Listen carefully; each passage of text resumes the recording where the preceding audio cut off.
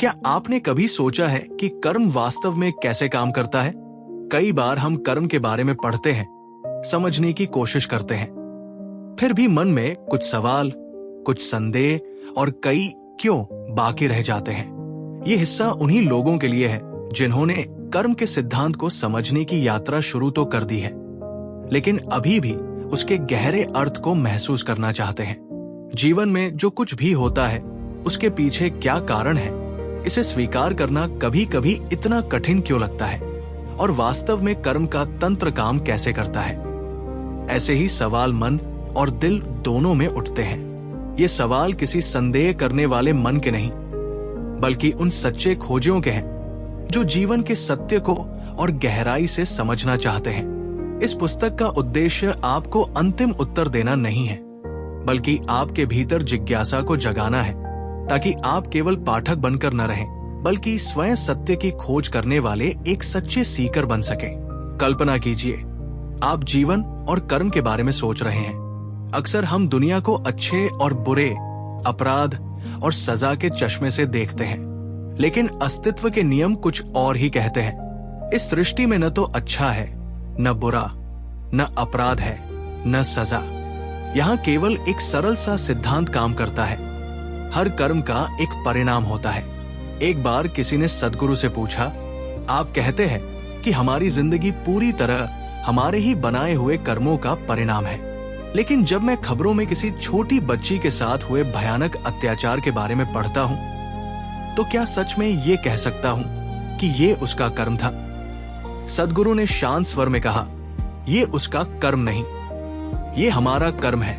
ये सुनकर सवाल करने वाला थोड़ा चौंक गया। उसने पूछा, हमारा कर्म? इसका क्या मतलब है? सद्गुरु समझाते हैं, कर्म का मतलब ये नहीं कि ऊपर कहीं कोई भगवान बैठा है जो अच्छे लोगों को इनाम और बुरे लोगों को सजा दे रहा है। ऐसा कोई न्यायालय ऊपर नहीं चल रहा। लेकिन हम किस तरह के समाज में जी रहे हैं? ये क्या हमारा सामूहिक कर्म नहीं है? अगर हमारे आसपास भयानक घटनाएं होती हैं और हम उनसे जुड़े बिना उनसे अनजान बनकर जीते रहते हैं, तो क्या ये भी हमारा कर्म नहीं है? जब हम अपने दिल में मानवता को सो जाने देते हैं और समाज में हो रहे अत्याचारों के प्रति संवेदनहीन हो जाते हैं, तब वही समाज बनता है जो हम डिजर्व करते हैं। इसलिए इसे उस बच्ची का कर्म मत कहिए, इसे अपना कर्म समझिए, क्योंकि निष्क्रियता भी एक कर्म है। सोचिए, अगर आपके घर में एक छोटी बच्ची हो, तो क्या आप उसकी सुरक्षा के लिए हर संभव कोशिश नहीं करेंगे? क्या इससे उसकी सुरक्षा की गारंटी मिल जाती है? नहीं, लेकिन आप अपनी पूरी जिम्मेदारी निभाते हैं। ठीक इसी तरह हमें पूरे समाज की हर बच्ची के लिए भी वही जिम्मेदारी महसूस करनी चाहिए, और ये असंभव भी नहीं है।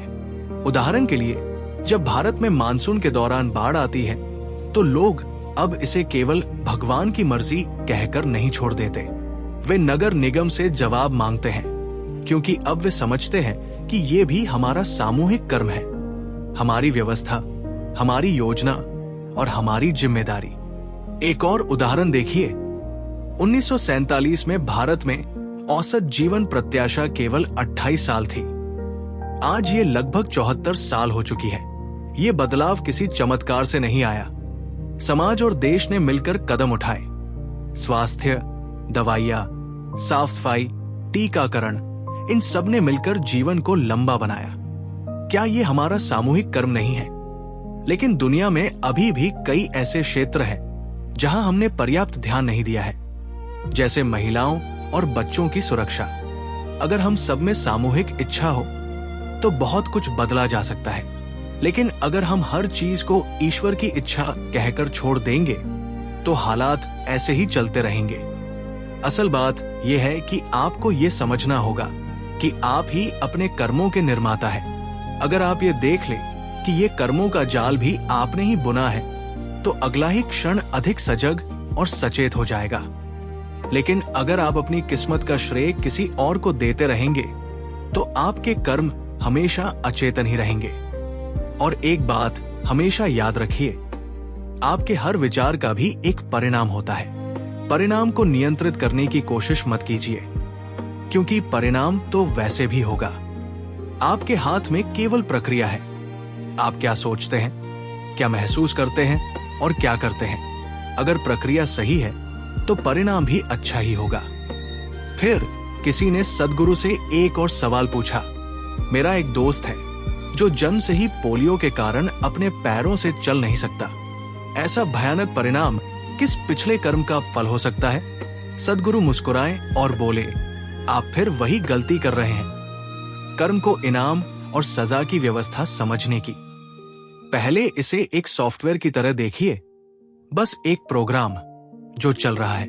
एक सदी पहले दुनिया में पोलियो से पीड़ित बच्चों की संख्या बहुत ज्यादा थी, लेकिन आज ये बहुत कम हो चुकी है। क्यों? क्योंकि हमने सही कर्म किया। हमने बच्चों का टीकाकरण शुरू किया। पहले हमें इसका महत्व नहीं पता था, और वो अज्ञान भी हमारा ही सामूहिक कर्म था। लेकिन अच्छी बात यह है कि अब हम कुछ कर रहे हैं। जीवन का नियम बहुत सरल है, हर कर्म का परिणाम होता है। सवाल सिर्फ इतना है, क्या आप उस परिणाम के लिए तैयार हैं? अगर आप किसी भी परिणाम को खुशी से स्वीकार कर सकते हैं तो जो चाहे कीजिए, लेकिन अगर परिणाम मायने रखता है तो आपको सजग होकर कर्म करना होगा। कल्पना कीजिए, आप एक नशे में धुत दोस्त के साथ कार में बैठे हैं। अगर वो दुर्घटना कर दे और आप भी घायल हो जाए तो क्या आप कह सकते हैं, ये तो उसका कर्म था, मेरा नहीं? नहीं, आपका कर्म ये था कि आप एक नशे में ड्राइव करने वाले के साथ बैठे थे। यही अस्तित्व का नियम है। कभी कभी हम गलत जगह और गलत परिस्थिति में होते हैं और परिणाम सामने आ जाता है। जैसे किसी वायरस से संक्रमित होना बस गलत वातावरण में होने से भी हो सकता है। जीवन हमेशा अच्छे बुरे के हिसाब से नहीं चलता।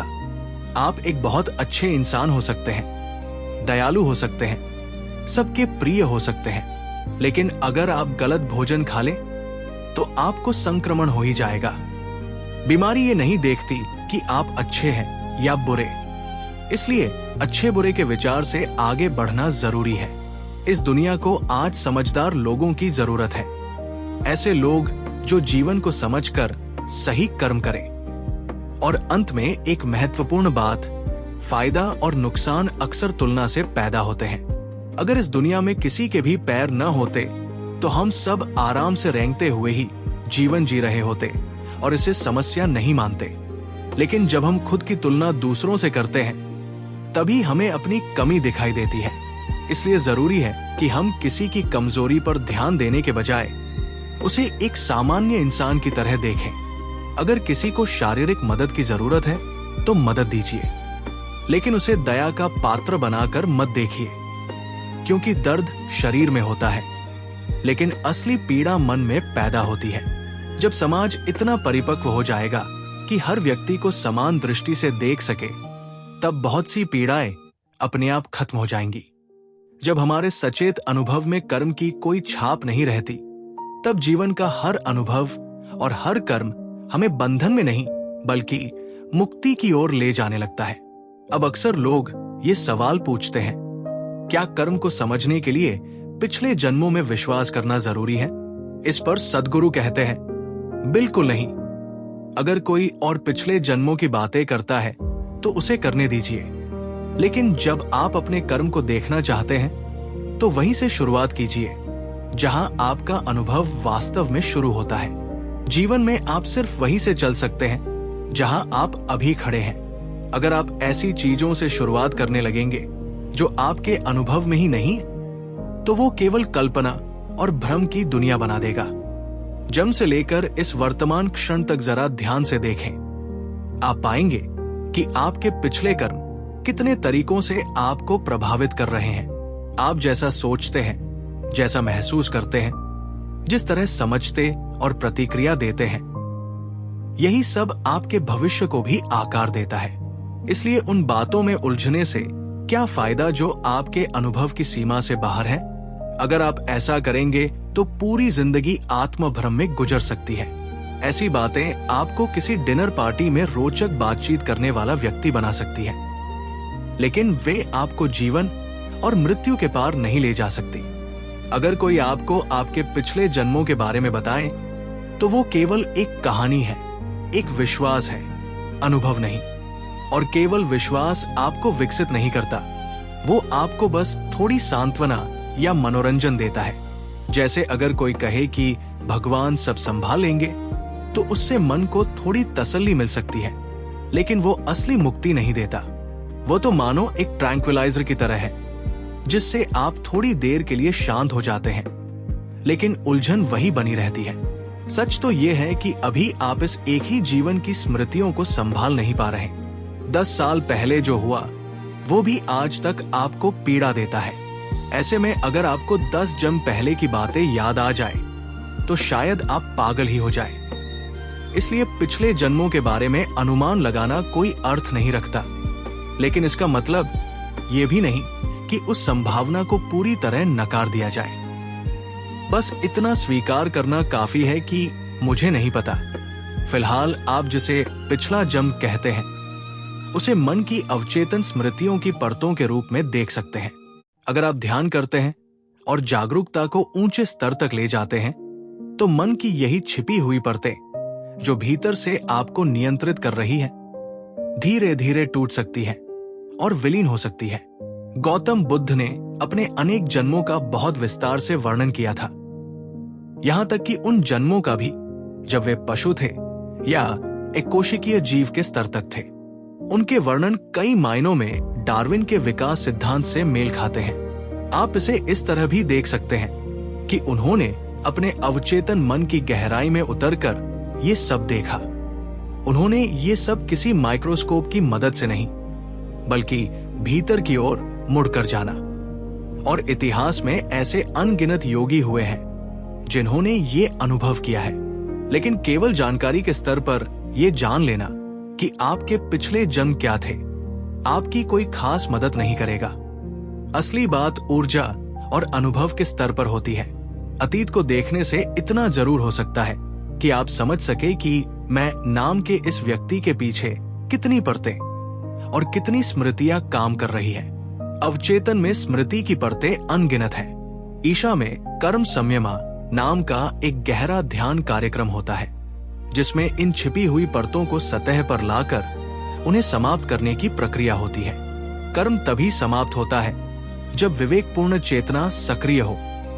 अगर आप उसे बिना देखे छोड़ देते हैं, तो वो धीरे धीरे एक प्रवृत्ति बन जाता है, और वही प्रवृत्तियां हर समय आपको प्रभावित करती रहती है। आजकल पिछले जन्म की यादें दिलाने वाले कई मनोवैज्ञानिक प्रयोग भी चल रहे हैं, लेकिन उनमें से बहुत कुछ केवल कल्पना या भ्रम होता है। मन एक अद्भुत उपकरण है। वो बहुत सूक्ष्म तरीकों से आपको धोखा दे सकता है। जरा सोचिए, अगर आपको पता चल जाए कि आपके पड़ोसी का कुत्ता आपके पिछले जन्म का पति था, तो इससे आपका क्या भला होगा? अगर आप उसे पत्थर मारे तो पड़ोसी नाराज होगा, और अगर उसे प्यार करने लगे तो कुत्ता ही आप पर भौंकने लगेगा। इसलिए ऐसी जानकारी का कोई व्यावहारिक अर्थ नहीं, लेकिन एक अलग स्तर पर अगर स्मृतियों की ये परतें सचेत अनुभव में आ जाए, तो वे मुक्ति का मार्ग बन सकती है। संयमा में किसी को कोई सुझाव या निर्देश नहीं दिया जाता, लेकिन ध्यान की तीव्र जागरूकता ऐसी स्थिति बना देती है कि अतीत की परतें स्वयं उभरकर समाप्त होने लगती है, और तब कई प्रवृत्तियों और आवेगों से आप स्वतः मुक्त हो जाते हैं। इस प्रक्रिया का एक और बड़ा लाभ यह है कि यह आपके कई भ्रम भी तोड़ देती है। अभी आपको लगता है कि आपका जीवन बस आपका घर, आपका परिवार, आपका काम है, लेकिन अगर आप गहराई से देखें और समझें कि आपने शायद अनेक जन्म जिए हैं, कई साथी, कई बच्चे, वही क्रोध, वही ईर्ष्या, वही महत्वाकांक्षाएं, वही मूर्खताएं, और हर बार निराश होकर मृत्यु को प्राप्त हुए, तो ये समझ आपको भीतर से हिला सकती है। तब आपके वर्तमान भ्रम बहुत आसानी से टूट जाते हैं। कोई भी शिक्षा ये काम नहीं कर सकती, लेकिन अतीत को स्पष्ट रूप से देखना आपको खुद पर हंसने पर मजबूर कर देता है। जब आप किसी चीज को बार बार देख लेते हैं, तो उसका आकर्षण अपने आप कम हो जाता है। अगर आपको ये दिखाई दे जाए कि जीवन बार बार उसी नाटक को दोहरा रहा है, तो स्वाभाविक ही आप उससे बाहर निकलने का रास्ता खोजने लगेंगे। आखिर कौन बार बार वही कहानी जीना चाहता है? लोग मूर्ख नहीं होते, बस भूल जाते हैं। समस्या ये है कि जब अनुभव अचेतन रूप में होते हैं तो उनसे हम सीखते नहीं, चाहे वो घटना कितनी ही बार क्यों न हो। अगर हर बार हम भूल जाते हैं तो वही गलतियां दोहराते रहते हैं। लेकिन जब अनुभव पूरी जागरूकता के साथ होता है तो वो आपको बदल देता है। समिमा में कर्म को स्मृति के स्तर पर नहीं, बल्कि सचेत ऊर्जा के स्तर पर हल किया जाता है। आज भी आपका व्यक्तित्व कई पिछले प्रभावों का परिणाम है, लेकिन ये सब अनजाने में हो रहा है। अगर यही प्रक्रिया सचेत हो जाए तो आप देखेंगे कि जो क्रोध या ईर्ष्या अभी आपके भीतर है, वही प्रेम और करुणा में बदल सकती है। जैसे ही आपको दिख जाता है कि आपकी प्रतिक्रियाएं सिर्फ अतीत के प्रभाव हैं, वे तुरंत सकारात्मक रूप लेने लगती है। एक छोटी सी कहानी है। एक 70 साल का आदमी जिसे उड़ान से बहुत डर लगता था, एक दिन हिम्मत करके हवाई जहाज में बैठ गया। जब विमान सुरक्षित उतर गया तो वो पायलट के पास गया और बड़े आभार के साथ बोला, मैं दोनों यात्राओं के लिए आपका धन्यवाद करना चाहता हूं। पायलट ने हैरानी से पूछा, 2 यात्राएं? आपने तो सिर्फ एक ही उड़ान भरी। बूढ़ा मुस्कुराया और बोला, नहीं, ये मेरी पहली और आखिरी उड़ान थी, इसलिए 2 यात्राएं हुई। जीवन का अनुभव भी कुछ ऐसा ही है। जब आप किसी चीज को पूरी जागरूकता से अनुभव कर लेते हैं तो वो आपके भीतर कोई कर्मछाप नहीं छोड़ती। तब हर अनुभव और हर कर्म आपको मुक्त करता है। एक बार किसी चीज का सचेत स्वाद ले लेने के बाद उसे बार बार दोहराने की जरूरत नहीं रहती। उस कर्म का अध्याय वही समाप्त हो जाता है। अब एक और प्रश्न उठता है, अगर पिछले जन्म वास्तव में होते हैं तो क्या बच्चा अपने माता पिता को चुनता है? सद्गुरु कहते हैं, हाँ, लेकिन ये चयन सचेत रूप से नहीं होता। जैसे किसी हॉल में बहुत सारे लोग प्रवेश करें तो हर व्यक्ति अपनी प्रकृति के अनुसार कहीं न कहीं बैठ जाता है। कोई पीछे दीवार के पास बैठता है, कोई आगे, कोई भीड़ से छिपकर। इसी तरह आपकी प्रवृत्तियां तय करती है कि आप किस वातावरण में जम लेंगे। यानी आपका कर्म आपको ऐसे गर्भ में ले जाता है जहां आपकी प्रवृत्तियों से कुछ समानता या आकर्षण हो। ये ऐसा है जैसे एक प्लग किसी उपयुक्त सॉकेट को ढूंढे। जब समानता मिल जाती है तो वो वही स्थापित हो जाता है। इसी कारण पारंपरिक भारत में गर्भाधान के समय बहुत सावधानी और संस्कारों का ध्यान रखा जाता था। सही समय, शांत वातावरण और प्रेमपूर्ण स्थिति में गर्भधारण हो, ताकि आने वाले जीवन के लिए सर्वोत्तम परिस्थिति बने। अगर गर्भाधान प्रेम और आनंद की अवस्था में होता है तो एक विशेष प्रकार का जीवन आकर्षित हो सकता है। अगर वो तनाव या असंतोष में होता है तो कोई दूसरा प्रकार का जीवन। लेकिन इसका मतलब ये नहीं कि खुशहाल माता पिता से हमेशा खुश बच्चा ही पैदा होगा। कभी कभी एक आम फल मक्खी को भी आकर्षित करता है और वही मक्खी गंदगी की ओर भी खींच सकती है। कर्म का आकर्षण कई तरह से काम करता है। असल में प्रवृत्तियां ही बच्चे को एक विशेष गर्भ की ओर ले जाती है। लेकिन क्योंकि बच्चा बहुत कोमल अवस्था में आता है, इसलिए माता पिता के पास उसे प्रभावित करने की बड़ी क्षमता होती है। वे उसके भीतर की सुखद प्रवृत्तियों को बढ़ा सकते हैं या उल्टा भी कर सकते हैं। फिर भी किसी के जीवन पर आपका पूरा नियंत्रण नहीं हो सकता। बच्चों के साथ तो एक दिलचस्प बात है, आप जितना उन्हें बदलने की कोशिश करेंगे उतना कम असर होगा, और जितना कम दबाव डालेंगे उतना अधिक वे आपसे प्रभावित होंगे। ये भी सच है कि जन्म से पहले ही बच्चे के भीतर एक प्रारंभिक व्यक्तित्व मौजूद होता है। जिन महिलाओं के 2-3 बच्चे होते हैं, वे अक्सर बताती है कि हर बच्चा गर्भ में अलग तरह से व्यवहार करता था। यानी व्यक्तित्व का बीज पहले से मौजूद होता है। इसे ही हम कर्म कहते हैं। लेकिन इसका मतलब ये नहीं कि बच्चा अपने माता पिता के कर्म का कैदी है। उसके पास भी चुनाव की संभावना होती है। मान लीजिए किसी का पिता अपराधी था, तो वो चाहे तो उसी रास्ते पर चल सकता है, या जागरूकता और बुद्धिमत्ता से बिल्कुल अलग जीवन चुन सकता है। जीन वही हो सकते हैं, वातावरण वही हो सकता है, लेकिन फिर भी कुछ लोग उससे ऊपर उठ जाते हैं। जैसे ही आपके और आपके कर्म के बीच थोड़ी दूरी बन जाती है, उसी क्षण से आपके जीवन की स्वतंत्रता शुरू हो जाती है। जब हम जीवन को समझने की कोशिश करते हैं तो सबसे पहले एक बात याद रखनी चाहिए, आप जीवन के मालिक नहीं बन सकते, आप केवल इसे जी सकते हैं। एक बार किसी ने सद्गुरु से पूछा, आप कहते हैं कि मृत्यु के बाद व्यक्ति अपनी प्रवृत्तियों के अनुसार ही चलता है, इसका मतलब है कि उस अवस्था में कर्म को समाप्त होने में बहुत समय लग सकता है, तो क्या शरीर के बिना भी कर्म समाप्त हो सकते हैं या फिर दोबारा मानव शरीर लेना ही पड़ता है? सद्गुरु मुस्कुराकर कहते हैं, तुम्हारा सवाल कुछ ऐसा है जैसे कोई कहे, मैं कार चला रहा था और मुझे नींद आ गई, क्या सोते सोते भी मैं वही पहुंच जाऊंगा जहां जाना चाहता हूं? हाँ, तुम कहीं ना कहीं पहुंच तो जाओगे, लेकिन कहां पहुंचोगे ये तुम्हारे हाथ में नहीं होगा, क्योंकि अचेतन अवस्था का यही स्वभाव है। जब तुम सचेत नहीं होते तब दिशा तुम्हारी नहीं होती। एक सूखा पत्ता भी हवा में कहीं पहुंच जाता है, लेकिन वो तय नहीं करता कि कहां जाना है। हवा उसे जहां ले जाए वो वही चला जाता है। इसी तरह जब मन की विवेक शक्ति खो जाती है तब मनुष्य के पास चुनाव की शक्ति भी नहीं रहती। तब उसकी प्रवृत्तियां ही उसे जहां धकेलती है वो वही चला जाता है। फिर सद्गुरु कहते हैं, तुम पूछते हो कि क्या शरीर के बिना कर्म समाप्त किए जा सकते हैं? अरे, मैंने तो सोचा था कि तुम इसे इसी जीवन में अभी करते हुए समाप्त करना चाहते हो।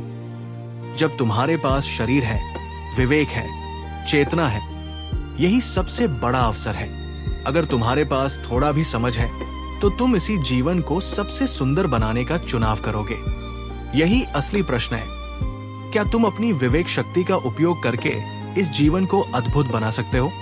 हाँ, जब तुम जागरूकता और विवेक के साथ चुनाव करते हो तब कर्म बहुत तेजी से समाप्त हो सकते हैं, लेकिन जब विवेक नहीं रहता तब भी प्रकृति की प्रक्रिया से कुछ कर्म धीरे धीरे समाप्त होते रहते हैं, पर वो प्रक्रिया बहुत धीमी होती है।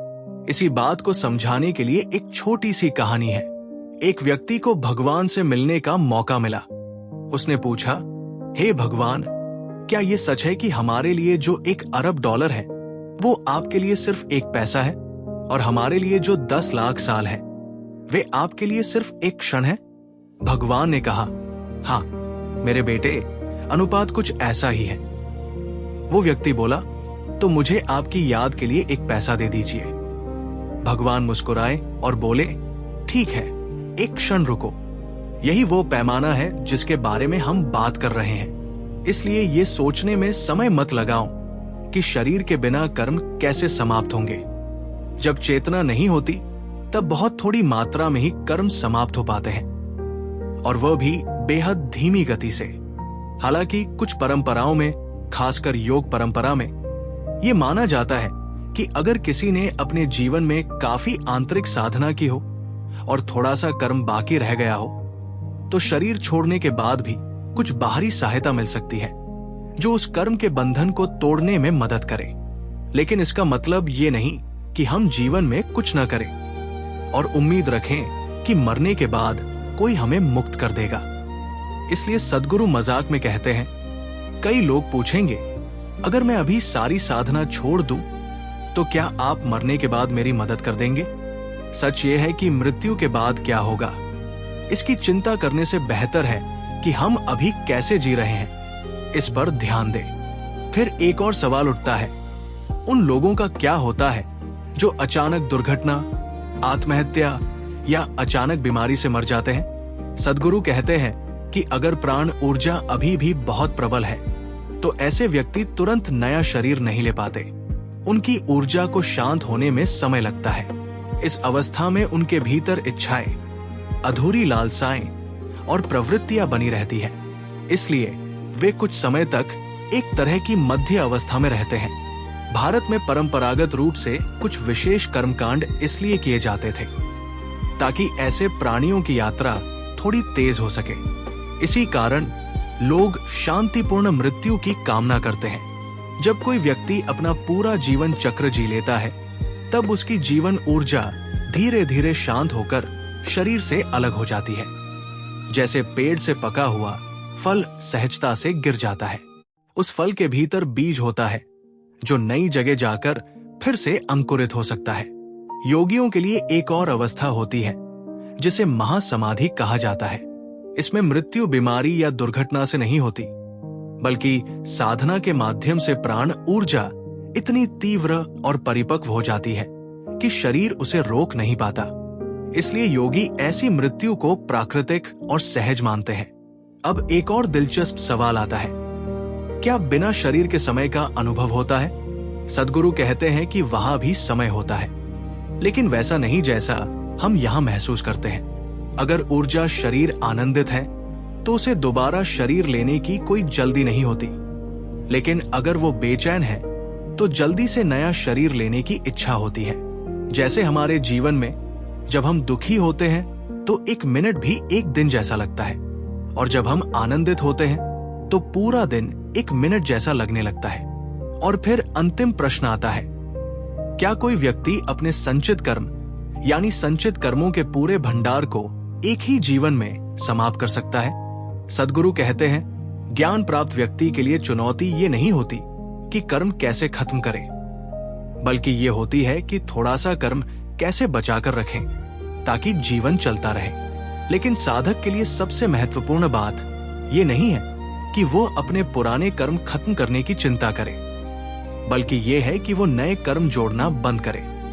क्योंकि मुझे अपने कर्म खत्म करने हैं, ये चिंता भी एक नया कर्म ही बन जाती है। जीवन को जागरूकता से जीना ही धीरे धीरे कर्म को पिघला देता है। असल में कर्म कोई सजा नहीं है, कर्म सिर्फ सूचना है, आपके अनुभवों और प्रवृत्तियों की एक स्मृति। ये इस बात पर निर्भर करता है कि आप इस सूचना को कैसे ढोते हैं। अगर आप इसे सिर पर बोझ बनाकर रखते हैं तो ये पीड़ा बन जाती है, लेकिन अगर ये आपके साथ बस एक बादल की तरह चलता रहे तो ये बोझ नहीं बनता। जैसे आजकल हमारा सारा डेटा फोन में नहीं रहता, बल्कि क्लाउड में रहता है। अगर कर्म भी ऐसे ही आपके साथ रहे लेकिन आपके सिर पर न बैठे तो फिर कोई समस्या ही नहीं है। और अंत में सद्गुरु कहते हैं, नया कर्म न बनाने का सबसे सरल तरीका है पूर्ण सहभागिता। जो हवा आप सांस में ले रहे हैं, जो ध्वनि आप सुन रहे हैं, जिस धरती पर आप बैठे हैं, उन सब के साथ पूरी तरह जुड़ जाए। जीवन की प्रकृति ही पूर्ण सहभागिता है। एक पेड़ को देखिए, वो धरती, पानी, हवा और आकाश सबके साथ जुड़ा हुआ है। जीवन तभी खिलता है जब सहभागिता पूर्ण हो। मनुष्य को विवेक सिर्फ अपने कर्मों के स्तर पर रखना चाहिए। कहाँ ऊर्जा लगानी है, क्या करना है, क्या नहीं करना है, लेकिन भीतर की सहभागिता सीमित नहीं होनी चाहिए। ये मेरा घर है, ये मेरा देश है, ये मेरा काम है, ये सब बाहरी व्यवहार के स्तर पर ठीक है, लेकिन भीतर से आप पूरी सृष्टि के साथ जुड़े रह सकते हैं। क्योंकि जैसे ही आप जीवन को सीमित करने की कोशिश करते हैं, आप जीवित इंसान से एक स्मारक बन जाते हैं, जड़ और स्थिर। जीवन को पकड़ा नहीं जा सकता, उसे कैद नहीं किया जा सकता, और यही इस दुनिया की बहुत सी पीड़ा का कारण है। हम जीवन को अपना बनाना चाहते हैं। हम कहते हैं, मैं तुमसे प्यार करता हूं, और कुछ दिनों बाद उस प्यार को पकड़कर हमेशा के लिए कैद करना चाहते हैं। लेकिन अनुभव की सुंदरता को कैद नहीं किया जा सकता। यही कारण है कि कर्म एक समस्या बन जाता है, क्योंकि हम जीवन को पकड़ना चाहते हैं। सच तो यह है कि जीवन आपका नहीं हो सकता। आप जीवन के मालिक नहीं बन सकते। आप केवल इसे पूरी जागरूकता, पूरी सहभागिता और पूरी स्वतंत्रता के साथ जी सकते हैं। कल्पना कीजिए, इस समय आप एक छोटे से बुलबुले की तरह हैं। एक ऐसा बुलबुला जो मानता है कि मेरे फेफड़ों में जो हवा है वही मेरी हवा है। लेकिन सच तो यह है कि आपको उसे एक ना एक दिन बाहर छोड़ना ही पड़ेगा, और उसी पल वो हवा आपकी नहीं रहेगी। कई लोग अक्सर एक सवाल पूछते हैं, अगर इस संसार में कुछ निश्चित जीव ही अपने कर्मों से मुक्त होने के लिए हैं, तो फिर दुनिया की जनसंख्या लगातार क्यों बढ़ती जा रही है? इतने नए लोग कहां से आ रहे हैं? क्या इतने नए कर्म भी बन रहे हैं? सद्गुरु इस प्रश्न का उत्तर देते हुए कहते हैं कि संख्या का ये खेल केवल भौतिक दुनिया में ही मायने रखता है। जहां शरीर है वहां गिनती है, लेकिन जो आयाम भौतिक नहीं है वहां संख्या का कोई अर्थ नहीं होता। हम अक्सर गैर भौतिक आयाम को भी उसी तरह समझने की कोशिश करते हैं जैसे हम भौतिक दुनिया को समझते हैं, और यही भ्रम पैदा होता है। सद्गुरु कहते हैं कि एक ही व्यक्ति का कर्मिक शरीर लाखों बच्चों के रूप में प्रकट हो सकता है। इसका मतलब ये नहीं कि 1 मिलियन लोग मरे और उतनी ही महिलाएं गर्भवती हों तब जाकर इतने जीव जन्म ले। एक ही कर्मिक संरचना कई शरीरों में प्रकट हो सकती है, क्योंकि जिसे आप अभी मैं कह रहे हैं वो वास्तव में कोई ठोस मात्रा नहीं है। इसे समझने के लिए सद्गुरु एक दिलचस्प उदाहरण देते हैं। वे कहते हैं, अपने आप को रोशनी या ईश्वर की तरह कल्पना मत करो, क्योंकि तब आपकी कल्पना बहुत दूर तक उड़ने लगेगी। बेहतर है कि आप खुद को एक खाली जगह, एक शून्य या अंधकार की तरह देखें, क्योंकि शून्य के बारे में कल्पना करना मुश्किल है, इसलिए हम वास्तविकता के करीब रह सकते हैं। अब इस शून्य को एक बुलबुले की तरह समझिए। उस बुलबुले की दीवार ही आपका कर्म है। कर्म ही वो पदार्थ है जो आपको इस शरीर से जोड़े रखता है। अगर आपका सारा कर्म समाप्त हो जाए तो आप इस शरीर में टिक ही नहीं सकते, भले ही आप एक शरीर से निकल जाए। अगर कर्मिक पदार्थ अभी भी बाकी है तो वो आपको किसी दूसरे शरीर में ले जाएगा। जब हम मुक्ति या मोक्ष की बात करते हैं तो असल में हम क्या चाहते हैं? हम चाहते हैं कि ये कर्म का बुलबुला फूट जाए, ताकि उसके अंदर का शून्य बाहर के अनंत शून्य में मिल जाए। जैसे जब कोई बुलबुला फूटता है तो उसके अंदर की हवा पूरे वातावरण का हिस्सा बन जाती है।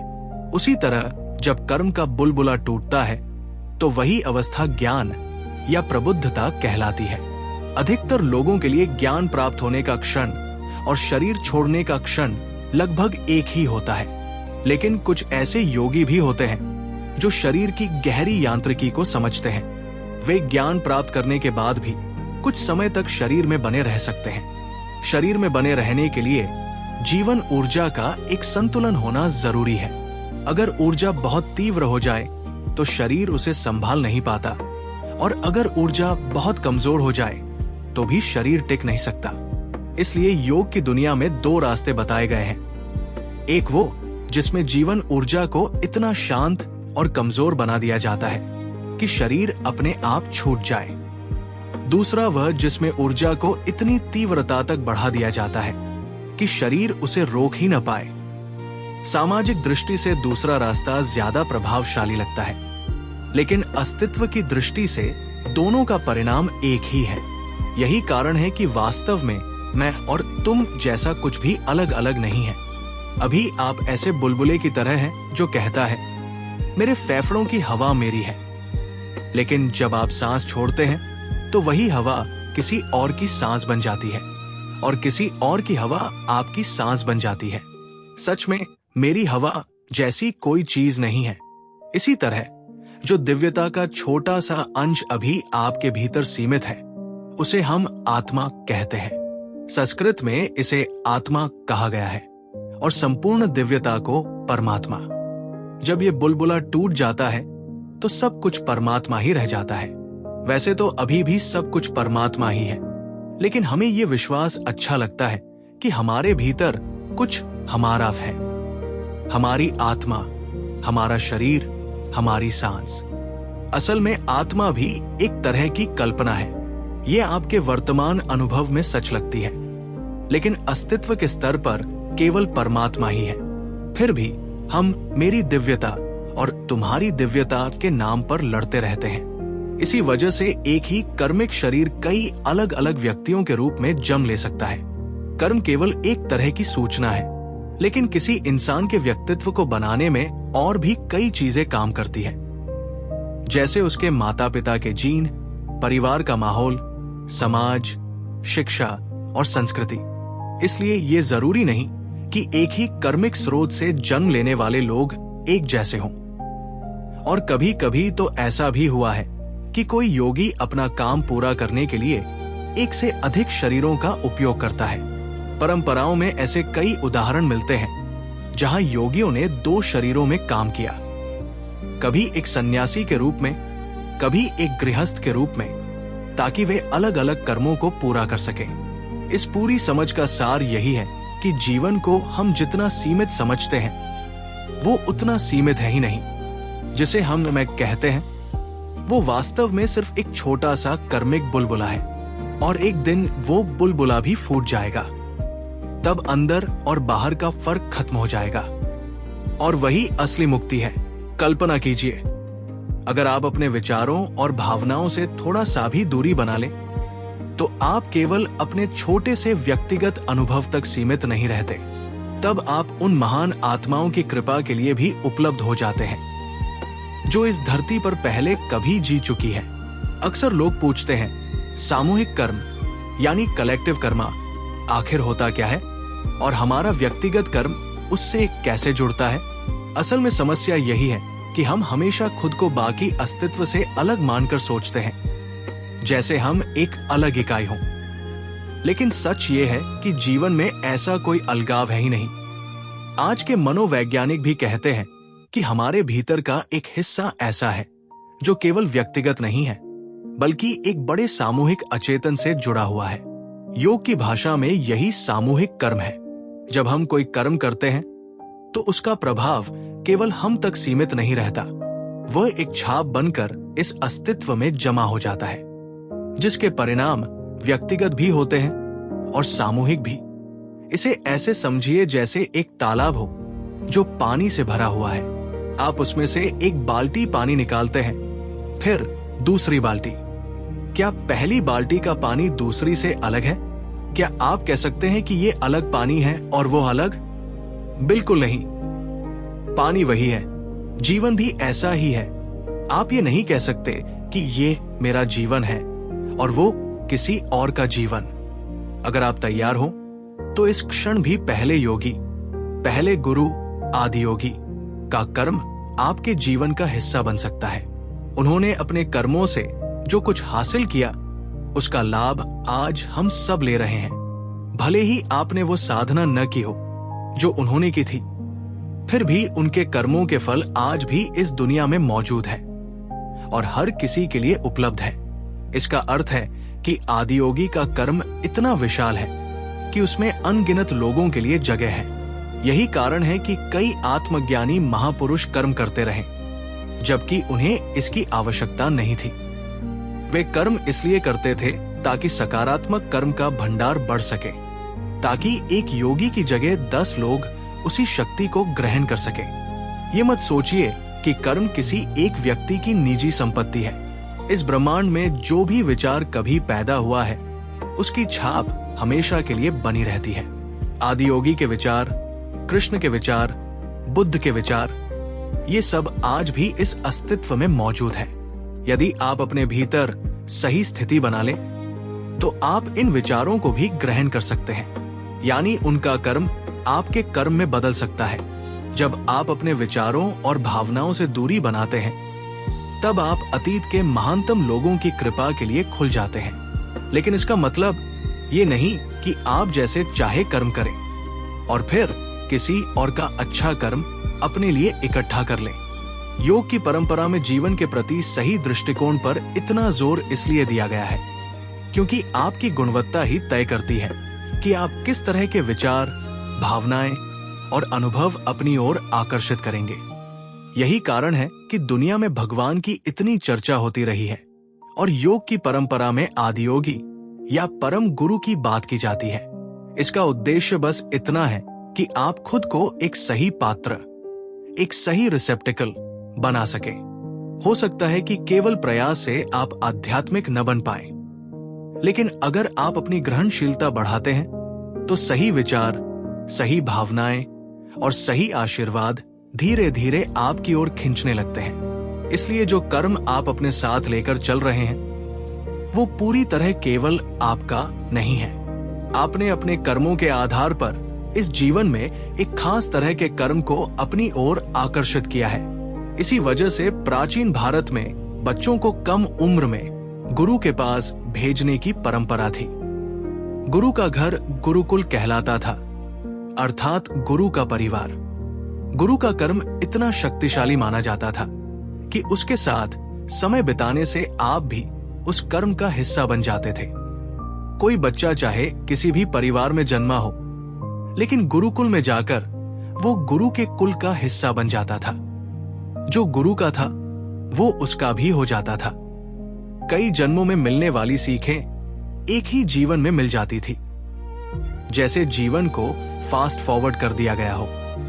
इसीलिए परंपरा में अच्छे कर्म पैदा करने पर इतना जोर दिया गया, क्योंकि जब आप इस दुनिया में बहुत सा अच्छा कर्म पैदा करते हैं तो अगली पीढ़ियां बेहतर कर्म के साथ जन्म लेती है। दुनिया की परिस्थितियां अपने आप बेहतर होने लगती है और जो नई आत्माएं इस सकारात्मक कर्म को पकड़कर जन्म लेती हैं, वे आगे और भी सकारात्मक कर्म पैदा करती है। लेकिन जब चेतना इस अलगाव की भावना से ऊपर उठ जाती है तो फिर संख्या का सवाल ही कहाँ रह जाता है। तब न एक बचता है न दो। भाषा खुद द्वैत पर आधारित है, इसलिए हम एक या दो जैसे शब्दों का इस्तेमाल करते हैं, लेकिन सत्य ये है कि न तो वास्तव में एक है और न दो।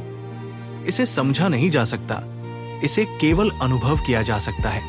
असल में कर्म एक ही है, क्योंकि अस्तित्व भी एक ही है। फर्क सिर्फ इतना है कि आपकी गुणवत्ता तय करती है कि आप किस तरह के कर्म को अपनी ओर खींचते हैं, और इसमें मृत्यु का क्षण बेहद महत्वपूर्ण होता है। यदि कोई व्यक्ति क्रोध, घृणा या पीड़ा में मरता है तो वो उसी प्रकार के कर्म को आकर्षित करता है, लेकिन यदि कोई शांति या आनंद की अवस्था में मरता है तो वो बिल्कुल अलग प्रकार के कर्म को आकर्षित करता है। कहा जाता है कि किसी व्यक्ति के जीवन के आखिरी 40 सेकंड में कई जन्मों का संचित कर्म तेज गति से सामने आ जाता है, मानो जीवन एकदम फास्ट फॉरवर्ड हो गया हो। अगर उस समय व्यक्ति जागरूक रह सके तो वो अनेक जन्मों के कर्म को छोड़ सकता है। उसने कैसा जीवन जिया ये उतना महत्वपूर्ण नहीं रहता। अगर वो किसी पवित्र स्थान में है या उसने कुछ आध्यात्मिक साधना की है और अंतिम क्षण में जागरूक रह पाता है, तो वही तीव्र क्षण उसे पूरी तरह मुक्त कर सकता है। इसीलिए लगभग हर धार्मिक परंपरा में शांति पूर्वक मरने पर इतना जोर दिया गया है, क्योंकि इससे अगले जीवन की संभावना बेहतर हो जाती है। आनंद या प्रेम की अवस्था में मृत्यु आना एक सुंदर अंत माना जाता है, और योग की भाषा में समाधि की अवस्था में मृत्यु यानी पूरी जागरूकता के साथ मृत्यु में प्रवेश करना सबसे उच्च तरीका माना गया है। इसका अर्थ है कि जब आप जीवन जी रहे होते हैं तभी आप पूरी चेतना के साथ मृत्यु की ओर कदम बढ़ा रहे होते हैं। कल्पना कीजिए, इस जीवन में हर एक पल आपको ये स्वतंत्रता मिली है कि आप जैसे चाहे वैसे हो सकते हैं। किसी भी क्षण आप अपने सोचने, महसूस करने और प्रतिक्रिया देने का तरीका बदल सकते हैं। यही मनुष्य होने की सबसे बड़ी आजादी है, और यही उसकी सबसे बड़ी चुनौती भी, क्योंकि सच्चाई यह है कि अधिकांश लोग अपनी इसी आजादी से पीड़ित हैं। उनके पास चुनने की शक्ति तो है, लेकिन वे अक्सर उसी चुनाव में उलझ जाते हैं। अब एक दिलचस्प सवाल उठता है, क्या जानवरों के पास भी कर्म होता है? क्या वे भी कर्म के बंधन में बंधे होते हैं? इसका उत्तर है हाँ, जानवरों के पास भी कर्म होता है, लेकिन वो मनुष्य के कर्म से बहुत सीमित और अलग होता है। जानवर मुख्य रूप से अपनी प्रवृत्तियों यानी अपने इंस्टिंक्ट के आधार पर जीवन जीते हैं। यही असली अंतर है इंसान और जानवर के बीच। जब तक मनुष्य भी केवल प्रवृत्ति के आधार पर जीता है, तब तक उसका जीवन भी लगभग वैसा ही रहता है। लेकिन जैसे ही वो अपनी बुद्धि का प्रयोग करना शुरू करता है, वहीं से एक बड़ा फर्क पैदा होता है और वहीं से कर्म का अर्थ भी बदलने लगता है। मान लीजिए एक छोटी सी चींटी को, वो भी कर्म बनाती है, लेकिन हर चींटी लगभग एक जैसा ही कर्म बनाती है, क्योंकि उनकी इच्छाएं लगभग एक जैसी होती है। खाना, प्रजनन करना और खुद को सुरक्षित रखना। अगर आपके घर में कोई मरा हुआ कीड़ा पड़ा हो तो वे उसे खाने के लिए आएंगी, और साथ ही ये भी चाहेंगी कि आप उन पर पैर न रखते। यानी इच्छा और डर, ये दोनों मिलकर तुरंत एक कर्म का ढांचा बना देते हैं। लेकिन ये ढांचा बहुत सरल होता है। कर्म जटिल और गहरा तब बनता है जब जीवन मनुष्य का हो जाता है, क्योंकि मनुष्य केवल प्रवृत्ति से नहीं बल्कि अपनी इच्छा और चुनाव से कर्म बनाता है। साधारण कर्म को तो कभी भी तोड़ा जा सकता है, जैसे कोई हल्की सी गांठ हो जिसे झटके से खोल दिया जाए। लेकिन जब कर्म पूरी जागरूक इच्छा से बनाया जाता है तब वो बहुत जटिल हो जाता है। जानवरों के साथ जो कुछ भी अतीत में हुआ होता है वो उनके भीतर दर्ज जरूर रहता है। अगर किसी जानवर की मृत्यु बहुत हिंसक तरीके से हुई हो तो उसका असर भी रिकॉर्ड हो सकता है, जिससे उसके भीतर एक विशेष प्रकार का डर दिखाई दे सकता है। लेकिन फिर भी उनका कर्म उतनी गहराई से प्रकट नहीं होता जितना मनुष्य के जीवन में होता है, क्योंकि मनुष्य के पास ये स्वतंत्रता है कि वो तय करे उसे कैसा होना है। एक बाघ के पास बाघ होने के अलावा कोई विकल्प नहीं होता। वो अपनी प्रवृत्तियों के अनुसार ही जीता है। वो अचानक ये निर्णय नहीं ले सकता कि अब से वो शाकाहारी बन जाएगा या शादी करेगा या योगी बन जाएगा। उसका जीवन लगभग तय है, इसलिए उसमें कर्म की गतिविधि भी सीमित रहती है। हाँ, स्वभाव में थोड़े बहुत फर्क जरूर हो सकते हैं। कोई बाघ ज्यादा क्रोधी हो सकता है, कोई शांत, कोई थोड़ा आलसी, लेकिन बहुत बड़े अंतर नहीं होते। मनुष्य का जीवन बिल्कुल अलग है। यहाँ कुछ भी तय नहीं है। हर पल आपके पास ये क्षमता और ये चुनाव मौजूद है कि आप कैसे होना चाहते हैं। और यही बात इस जीवन को अद्भुत भी बनाती है और कठिन भी, क्योंकि ये स्वतंत्रता एक वरदान भी है और एक अभिशाप भी। और सच तो ये है कि आज अधिकांश मनुष्य अपनी इसी स्वतंत्रता से जूझ रहे हैं। कल्पना कीजिए, इस धरती पर जन्म लेने वाला हर इंसान एक अद्भुत यात्रा पर है।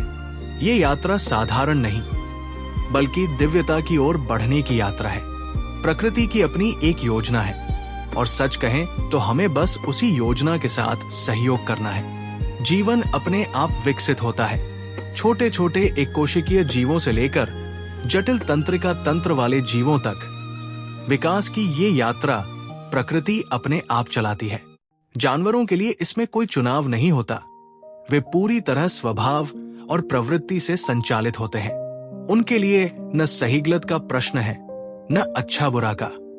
प्रकृति उन्हें जैसे एक सहज सवारी दे देती है और वे बिना किसी संघर्ष के जीवन के एक स्तर से दूसरे स्तर तक बढ़ते जाते हैं। इसी प्रवाह में एक समय ऐसा आता है जब वही जीवन मानव रूप धारण कर लेता है और यहीं से कहानी बदल जाती है, क्योंकि इंसान बनने के बाद पहली बार जीवन हमें एक अनमोल चीज देता है, स्वतंत्रता। अब आपका भाग्य केवल प्रकृति तय नहीं करती। अब आप स्वयं तय कर सकते हैं कि आप अपने जीवन को किस दिशा में ले जाना चाहते हैं। यही मानव जीवन का सबसे बड़ा वरदान है और शायद सबसे बड़ी चुनौती भी। आज मनुष्य की सबसे बड़ी समस्या भी यही स्वतंत्रता है। अब आप चाहें तो खुद को दुखी बना सकते हैं और चाहें तो आनंद से भर सकते हैं। आप चाहें तो देवता जैसा जीवन जी सकते हैं और चाहें तो राक्षस जैसा भी। प्रकृति ने आपको ये स्वतंत्रता इसलिए दी है क्योंकि वह आपके भीतर की बुद्धि पर भरोसा करती है। लेकिन अक्सर मनुष्य उस बुद्धि का उपयोग करने में बहुत देर लगा देता है। सच्चाई यह है कि हर इंसान अपने भीतर की दिव्यता को जागृत करने की प्रक्रिया में है।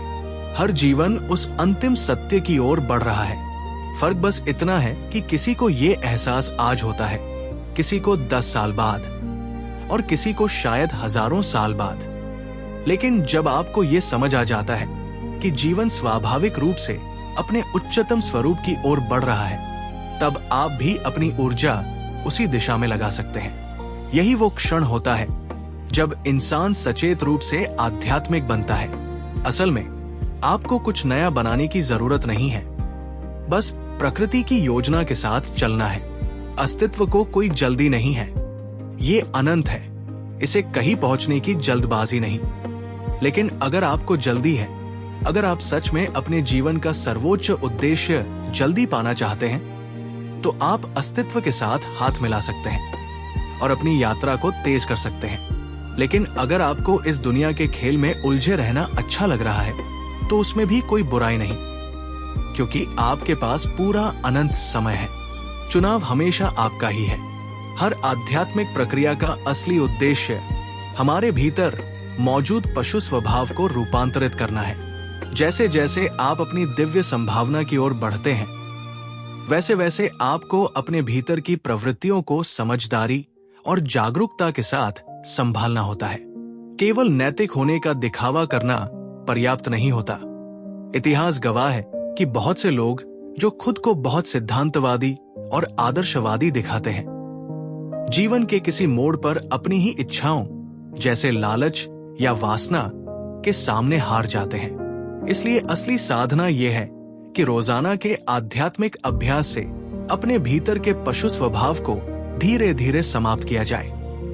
अब एक दिलचस्प सवाल उठता है, क्या कोई इंसान अगले जन्म में फिर से जानवर बन सकता है? सामान्यतः ऐसा नहीं होता, लेकिन योग की परंपराओं में कुछ दुर्लभ उदाहरण मिलते हैं जहां कुछ सिद्ध योगी अपने पिछले कर्मों को समाप्त करने के लिए अस्थायी रूप से पशु शरीर धारण कर लेते हैं। उदाहरण के लिए, कोई योगी आध्यात्मिक रूप से बहुत ऊंचा हो सकता है, लेकिन भोजन से जुड़ा कोई कर्म अभी बाकी हो।